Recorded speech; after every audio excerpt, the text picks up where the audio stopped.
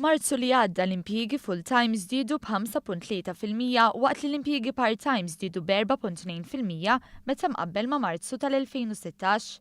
Ċifri tal-Uffiċċju Nazzjonali tal-Istatistika juru li meta teskludi l-part-timers f'perjodu ta' sena s-suq tax-xogħol jgħod tal-189,983 ħaddiem.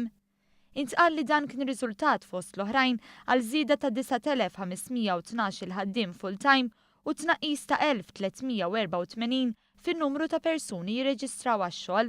L-istatistika turi wkoll li matul Marzu illi għadda l-att ta' persuni jaħdmu għal rashom żdied b'760 persuna meta mqabbel ma' Marzu tas-sena ta' qabel, waqt li l-att ta' persuni reġistrati bħala impjegati żdied b'8,576.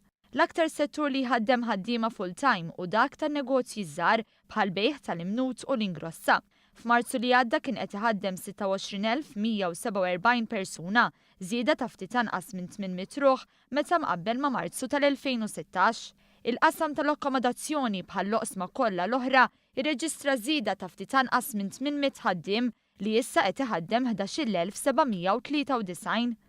Anke s-settur tas-servizzi rreġistra żieda qawwija ta' ftit anqas minn 1,400 ħaddiem biex meta mqabbel ma' Marzu tas-sena li għaddiet l-att ta' ħaddiema tela l 16,222 ħaddiem.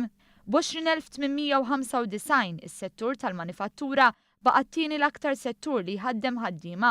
Skont iċ-ċifri l-att ta' ħaddiema b'impjieg full-time illi għandhom xogħol part-time ilaħħaq għal 24,993 persuna, żieda ta' 9.4% meta mqabbel ma' Jannar tal-2016. Intant statistika oħra pubblikata mill-Eurostat turi li b'4.1% Malta kellha t-tielet l-inqas rata ta' qatt fost 28 pajjiż membru tal-Unjoni Ewropea.